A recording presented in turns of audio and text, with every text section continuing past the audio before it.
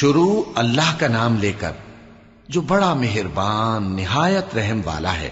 جو چیز آسمانوں میں ہے اور جو چیز زمین میں ہے سب اللہ کی تسبیح کرتی ہے۔